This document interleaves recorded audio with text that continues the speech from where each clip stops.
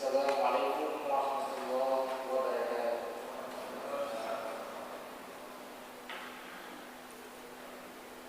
Alhamdulillahirabbil alamin. Nahmaduhu wa nasta'inuhu wa nastaghfiruh wa na'udzu billahi min shururi anfusina wa min sayyiati a'malina. May yahdihillahu fala mudilla lahu wa may yudlilhu fala hadiya lahu. Asyhadu an la ilaha illallah wa asyhadu anna Muhammadan 'abduhu wa rasuluh. Alladzi la nabiyya ba'dahu.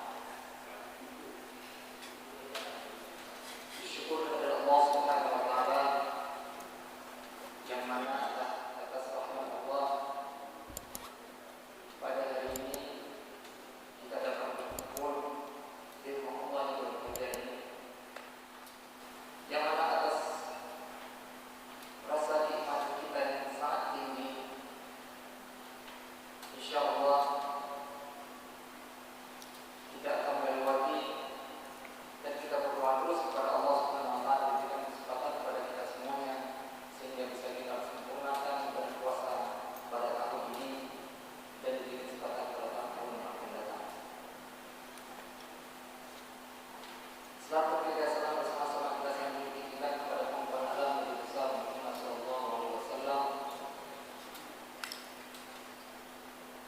atas petunjuknya kita dapat berjalan, dapat melaksanakan seluruh kegiatan aktivitas kita sehari-hari, baik itu yang berhubungan dengan agama Allah dan agama nas dengan benar, insyaallah, dan firman Allah Subhanahu wa taala.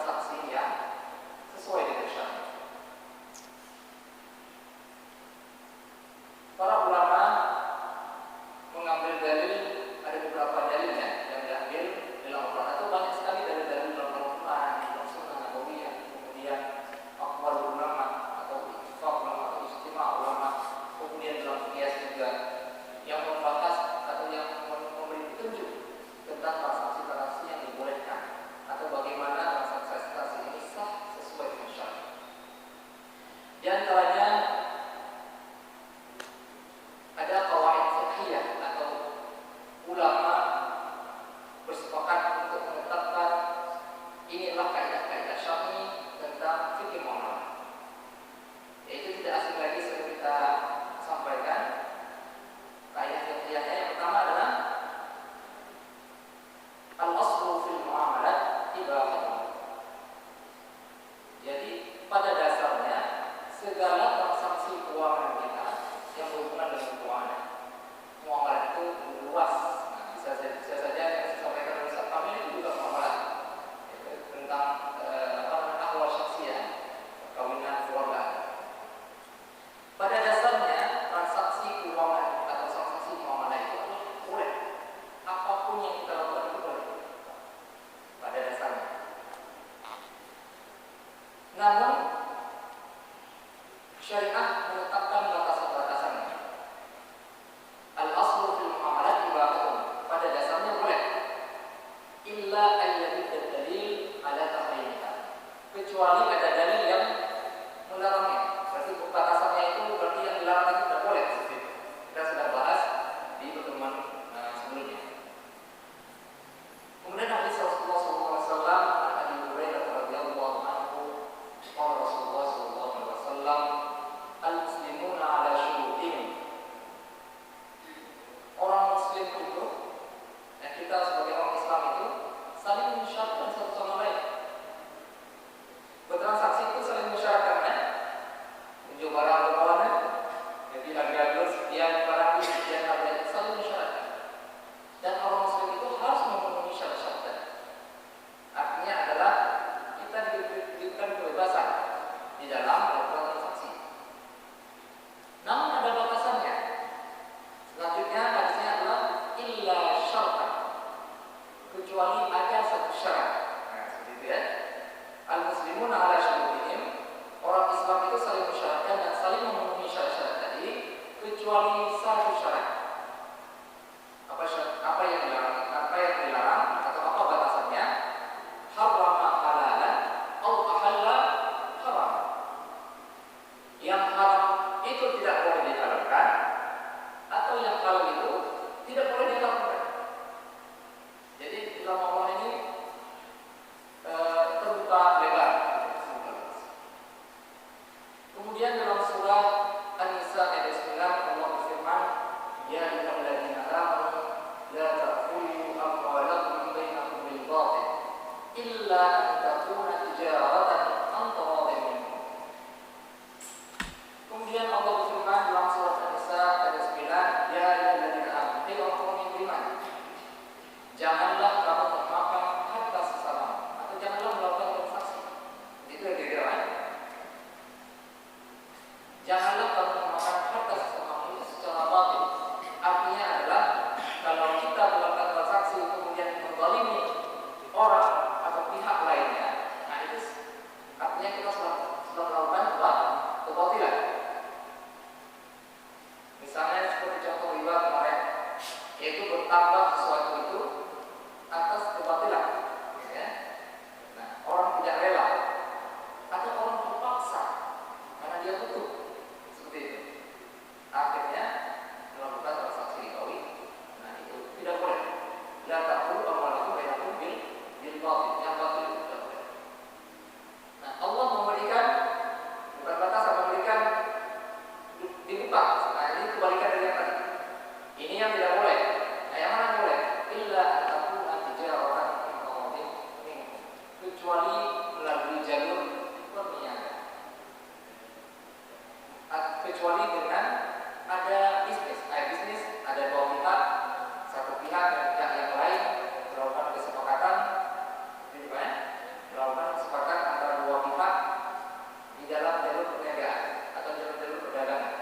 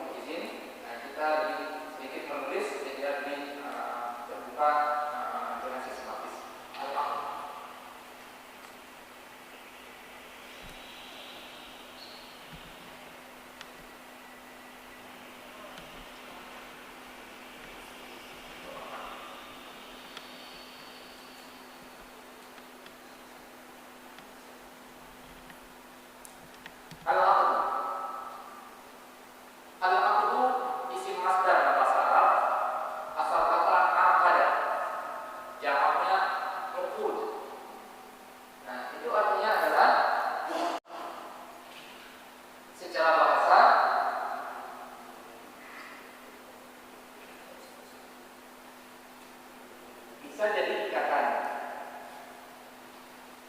bisa jadi kesepakatan, atau ittifaq.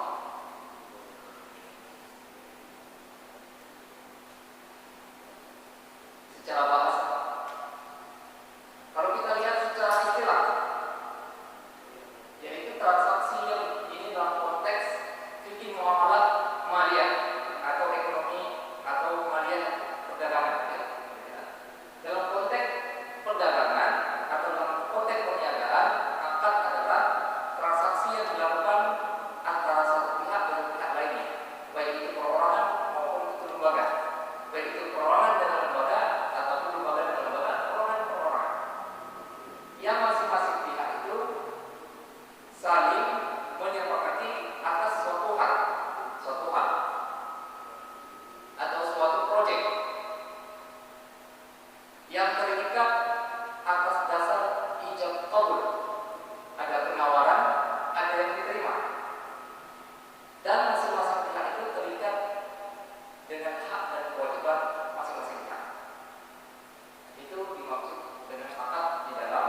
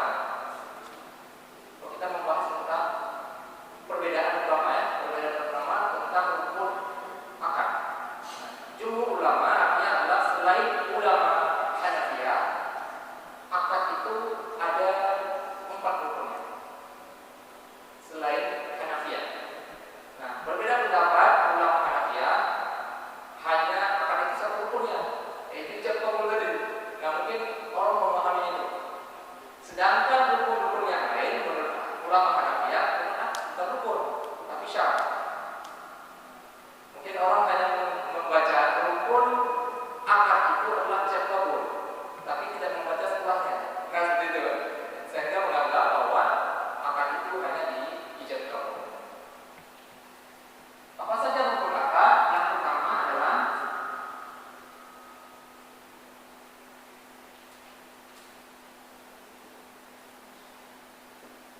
al-aqidain, dua orang yang bertransaksi atau dua pihak.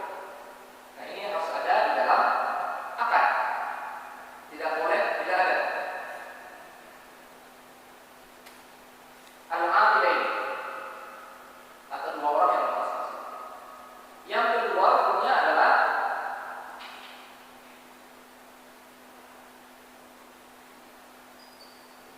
maqud alaihi atau objek akad. Objeknya harus ada objeknya. Kalau jual beli harus ada barang, harus ada harga. Kalau sewa nyewa harus ada manfaat barang dan harga. Kalau dalam bagi hasil harus ada modal, harus ada proyek, harus ada usaha. Itu disebut dengan objek akad. Yang ketiga ada siapa?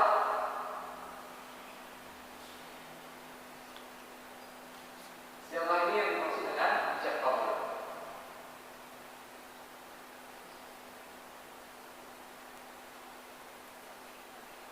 Jadi bukan hanya siapa saja. Yang ketiga adalah ada maksud atau ada tujuan akadnya. Yang keempat. Karena beda tujuan, beda pula akadnya. Seperti itu. Kemudian, apakah empat rukun ini terpenuhi di dalam akad? Sudah sah transaksi kita atau belum? Tidak hanya sampai di rukun akad, karena setiap rukun itu ada syaratnya. Nah, seperti itu. Jadi setiap rukun ini ada syarat-syaratnya.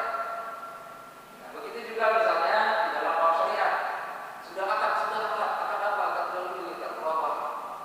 Murabah itu ada rukun-rukunnya A, B, C, D. Setelah kita penuhi rukun-rukunnya, akan memenuhi syarat-syarat. Seperti itu ya. Apa syarat-syarat daripada al-aqidain atau dua orang yang bertransaksi atau dua pihak ini? Yang pertama adalah ahliyah. Ada kepatutan atau kelayakan, gitu ya, ahliyah atau kemampuan. Ahliyah. Ahliyah ini terbentuk dari tiga parameter lagi, tiga ukur lagi. Nah, jadi tidak hanya bisa, mampu, seperti itu kan? Ada tiga parameter ahliyah. Yang pertama adalah balik. Jadi yang belum boleh, tidak boleh bertransaksi. Kadang-kadang kita menyuruh anak kecil kan, ya, jauh gede ya, dosa kalah. Itu tidak sah kalau belum boleh. Atau ada mit dari itu baru deh. Ada mit dari itu baru deh buka. Belum boleh. Itu tidak sah transaksi. Karena belum ahliyah. Nah yang kedua adalah memayis.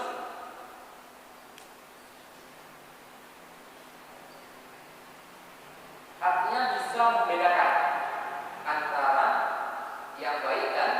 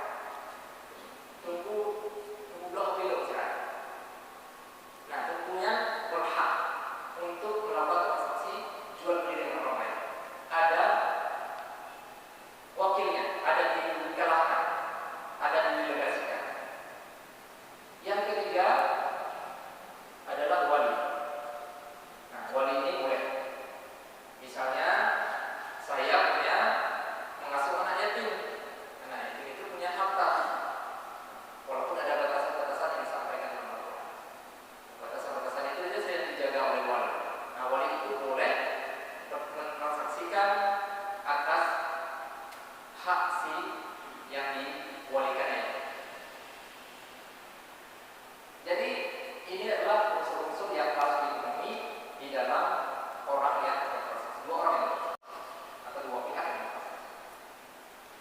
Kemudian rukun yang kedua juga punya syarat-syaratnya. Jadi tidak sederhana, ataupun bukan tidak sederhana ya, harus memenuhi syarat-syarat ini sehingga tidak ada yang didolimi atau tidak terjerumus dalam transaksi yang dilarang. Makhluk naik, objek akad itu ada syarat-syaratnya. Secara keseluruhannya, secara umum, kami menyampaikan secara umum, karena setiap objek akad, setiap jenis akad punya syarat-syarat objeknya tersendiri. Apa syarat yang pertama? Barangnya harus ada, objeknya harus ada, baik itu tampak maupun tidak nampak, tidak tampak. Misalnya nampak adalah barang, nah itu harus ada barangnya. Kemudian objek yang tidak nampak adalah jasa, kan tidak nampak ya, skill. Misalnya Ustaz Afwan mengajar, ada skill kan, ada skill mengajar. Kemudian skill mengajar itu nampak, tapi objek makannya ada. Walaupun tidak harus hadir di dalam majelis akad. Misalnya kita jual beli, barangnya ada di Medan misalnya, gitu ya, ada di Medan, itu tidak mesti hadir di dalam majelis akad. Memang di sini ada perbedaan dalam, tidak kita bahas kan, panjang sekali perdebatannya.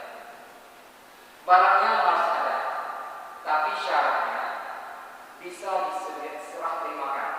Ya, walaupun tidak hadir dalam majelis akad, tapi bisa diserah terimakan. Baik pada saat akad ataupun setelah akad terjadi. Nah, barangnya tidak awal-awal seperti tawirin ya. Belum cicilnya dan cicilnya gitu apa? Belum. Atau belum yang kali ya itu belum kali itu. Nah, kali dari katanya belum tapi kayak itu belum jadi tidak bisa diserah terimakan. Nah, objeknya ada dan bisa diserah terima. Yang kedua adalah mal atau harta-harta yang boleh atau barang-barang yang boleh ditransaksikan. Artinya adalah barangnya halal ya, bukan najis, bukan sesuatu yang dilarang di dalam syariat. Barangnya harus kuat. Yang ketiga, barangnya harus jelas spesifikasinya. Kalau handphone misalnya Android, ya, WA, jenis seragam, kemudian RAM-nya sekian, gitu ya, kapasitasnya sekian, harus jelas spesifikasi dari objek akadnya. Kemudian sirah. Nah, sirah ini juga ada syarat-syaratnya. Ijab kabul ini ada syarat-syaratnya. Apa saja yang disampaikan, apa saja yang tidak boleh disampaikan. Cuma kita tidak bahas syarat-syarat sirah, hanya bagian-bagian sirah saja, jenis-jenis sirah saja. Jenis-jenis ijab kabul itu ada dua jenis. Yang pertama adalah sirah qauliyah, yaitu diucapkan. Nah, biasa adalah belum barang dan harga sekian, ya, belum terima dan sebagainya, diucapkan. Ada pengucapan ijab kabulnya, ada penawaran, ada penerimaan. Yang kedua ada fi'liyah, yaitu sirah ini atau ijab kabul dengan perbuatan. Cukup dengan perbuatan tanpa harus diucapkan. Bapak-bapak yang muda biasanya di swalayan. Ada tawar-tawar juga? Ada apa? Ada tawar-tawar nggak di swalayan?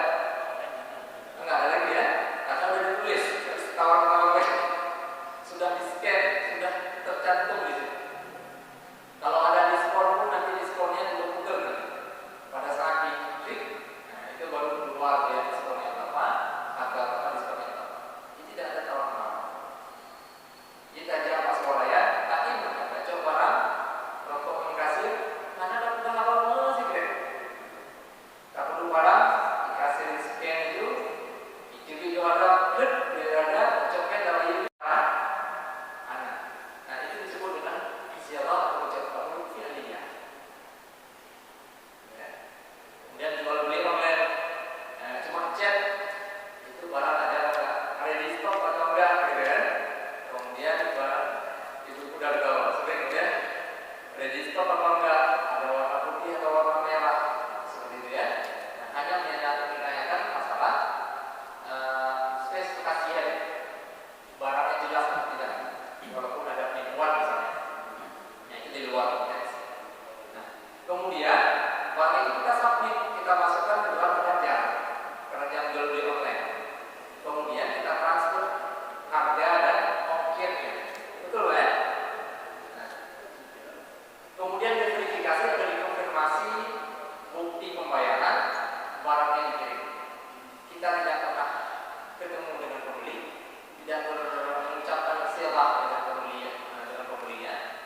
Nah, ini disebut dengan silah atau ijab kabul fi'li. Kemudian yang terakhir adalah tujuan akad. Nah, tujuan akad ini seperti yang disampaikan tadi untuk membedakan antara satu dengan yang lain. Tergantung tujuannya. Apa jual beli barang atau jual beli jasa atau yang lain. Jadi, jika cacat salah satu syarat, maka cacatlah hukum. Jika cacat hukum, maka cacatlah akad. Jika cacat akad, maka transaksi itu tidak sah menurut syariat. Seperti kira-kira ya. Ini salah satu saja tidak ada di dalam hukum, maka tidak sah. Nah, itu akan menimbulkan nanti transaksi dalam kita kemarin. Apakah dia riba ataupun dia transaksi lara dan sebagainya. Kemudian kita akan membahas jenis-jenis akad. Ini sekilas ya, ini sekilas. Nanti di dalam jenis-jenis akad kita tidak bahas lagi rukun dan syaratnya. Secara umum rukun dan syarat seperti ini, tapi di dalam masing-masing akad itu, masing-masing jenis transaksi itu ada syarat dan rukun tersendiri. Ya, yang penting tujuannya apa? Karena beda-beda. Tapi di dalam setiap akad-akad tadi harus terpenuhi unsur akidah ini maupun alaih siapa dan tujuannya apa. Nah, yang sering di tujuan ini, kalau kita teman-teman orang di bank, kan, tujuannya ini misalnya dia akad itu dia akan membeli tanah, ya kan? Tapi kenyataannya atau dia barang ini dibikin listnya sesuai sampai nominal yang dia pinjam itu misalnya. Nah, tapi kenyataannya tidak. Nah, ini seperti apa misalnya? Apakah harus masuk juga rukun tadi? Cocok nggak dengan rukun itu? Baik. Selama tadi membahas tentang transaksi ini kita contohkan di bank syariah karena memang sudah artinya adalah prakteknya syariah. Kalau tidak syariah, kalau kita bahas lagi memang sudah tidak syariah. Di dalam transaksi jual beli khususnya di perbankan syariah itu, nah kita ada akadnya atau ada tujuannya yaitu transaksi jual beli dengan cara murabahah atau transaksi yang ditetapkan labanya langsung ditetapkan di depan, murabahah. Nanti kita bahas di tempat selanjutnya. Nah, bagaimana barangnya sudah di list, gitu ya? Barangnya sudah di list atau barangnya ada, juga ya saya? Barangnya ada,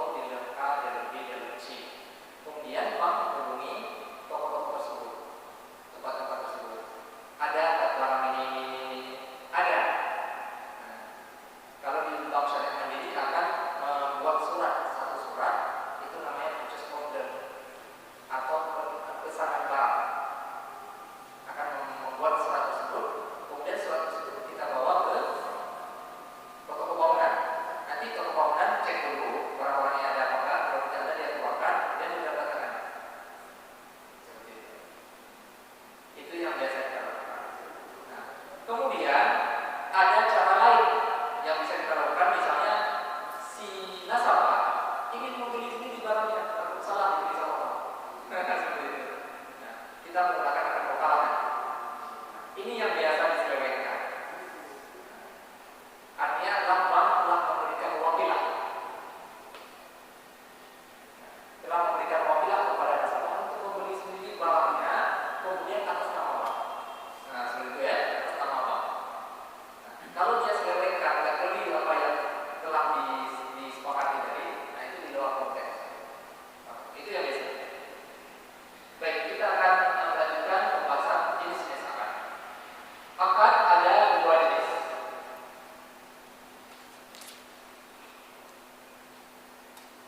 Yang pertama namanya akad tabarruk. Akad tabarruk. Yang kedua namanya akad tijarah. Tabarruk artinya adalah secara bahasa tolong menolong. Secara bahasa adalah tolong menolong. Artinya tabarruk ini tidak dalam rangka mengambil keuntungan. Tolong menolong. Ya tolong menolong masa ambil untung gitu. Tolong menolong. Saya menolong Ustaz Afwan. Gitu ya. Tidak ambil untung. Hanya sebatas tolong menolong. Namun walaupun Ustaz Afwan nanti memberikan sedikit uang misalnya ya, atas apa yang saya lakukan sebagai wujud terima kasih, itu tidak masalah. Hanya sebatas itu. Tapi bukan dalam bukan sokok. Bukan sokok. Kalau sokok berarti dari kesalahan keluar. Gitu ya. Pak Umar kalau berikan aja nanti saya kasih ini. Nah, itu boleh sokok. Nah, ini dari si A. Saya ingin membantu si B misalnya. Nah, itu disebut dengan akad tabarruk. Kemudian akad tijarah. Nah, akad tijarah ini memang profit oriented. Harus untung, nggak boleh rugi. Harus ada kesepakatan bisnis di sini. Nah, kalau di sini tidak ada kesepakatan bisnis, walaupun ada upahnya, ya sekedar upah. Misalnya bukan profesional ya, bukan profesional. Kalau profesional, tolong kok belum saya bayar ini, bukan upah lagi, itu profesional. Sudah sewa jasa, sudah ada harga itu harga pokok dewasa 25 ribu, full jatuh sekian, nah, itu sudah ada. Nah, itu sudah profesional. Ini tidak profesional, menjabat secara falsafah atau oleh Falsafah memang bukan profesinya sebagai tukang pangkas, tapi mungkin ada sedikit hanya untuk memangkas kronologis. Keren, ya. Nah, itu Ustaz kapan melakukan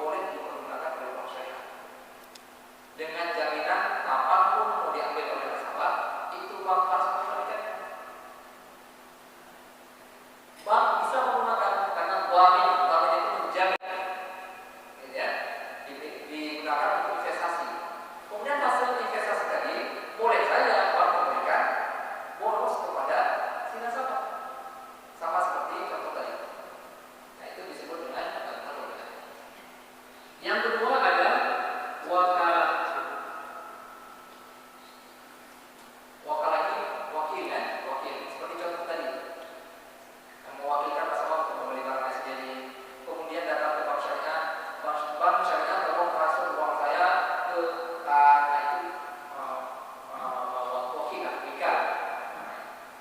Nah, kita memberikan uang atau ada biaya transfernya, kayak seperti itu. Kemudian ada akad namanya kafalah. Nah, ini akad penjaminan. Nah, contohnya asuransi. Nah, asuransi ya, menjamin asuransi syariah. Asuransi ada syariahnya, ada syariah. Nanti kita bahas tersebut di pokok asuransi karena banyak sekali. Nah, kafalah ini menjamin. Nah, produk-produk uang itu ada yang menjamin nasabah mengajukan pembiayaan ke bank. Nah, bank tidak membayar tunai, artinya terjadi utang piutang di situ. Nah, bagaimana supaya utang piutang itu bisa lunas? Seperti itu ya, bisa dilunasi. Kalau seandainya nasabah ini terjadi risiko meninggal dunia, nah kita harus menjaminkan apa? Atau di dalam bank garansi misalnya, bapak punya proyek, gitu ya, bapak punya proyek. Nah, si owner proyek, si pemilik proyek, si pemdanya misalnya, si pemilik proyek, dia belum tahu sekali tentang si pelaku bisnis ini dikerjakan atau tidak. Makanya si pelaku bisnis ini minta jaminan ke bank. Tolong uang jaminan saya, kalau saya tidak ini, maka bank yang membayar. Kira-kira seperti itu.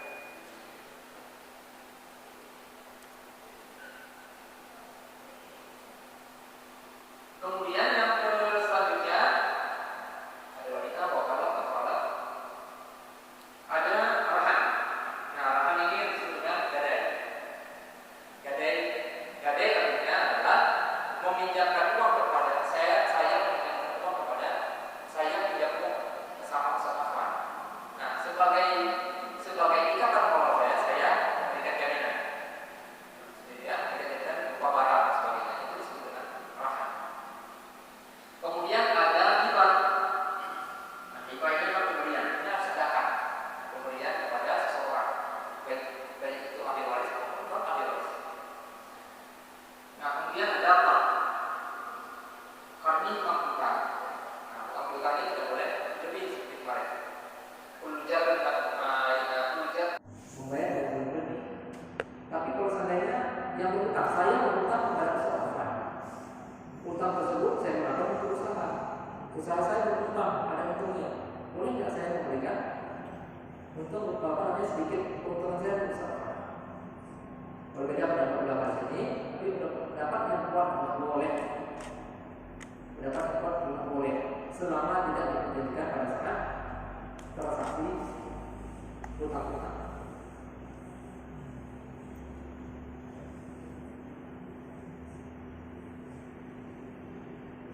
Nah, yang selanjutnya dijari. Yang dijari ini tidak kita bahas karena akan kita bahas di pertemuan selanjutnya. Dijari ini ada dua. Yang pertama adalah jual beli. Jual beli ada dua. Ada jual beli barang, ada jual beli jasa. Nah, jual beli barang itu banyak akadnya. Ada muamalah, ada salam, ada istisna. Kalau jasa hanya ada dua, ijarah biasa, kemudian ijarah berkalian kali. Itu dua. Yang kedua ada akad bagi hasil. Nah, bagi hasil ini ada turunannya, ada dua. Yang pertama namanya mudharabah. Yang kedua namanya masyarakat.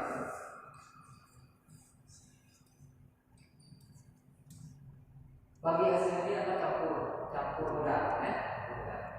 Nah, nanti perbedaan keduanya nanti akan kita bahas di selanjutnya. Dan musyawarah ini ada empat. Ada musyawarah minat, ada musyawarah mufawadah, ada musyawarah amal, ada musyawarah wujud. Ada empat.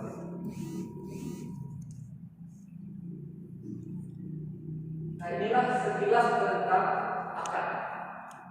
Artinya adalah jika terpenuhi unsur rukun, unsur syarat, maka sahlah akad. Tapi jika tidak terpenuhi salah satu syaratnya, maka rukunnya juga cacat. Jika rukunnya cacat, rukun akadnya juga cacat. Jika akadnya cacat, maka cacatlah transaksi tersebut. Oleh karena itu, setelah kita melihat ini, bahwa akad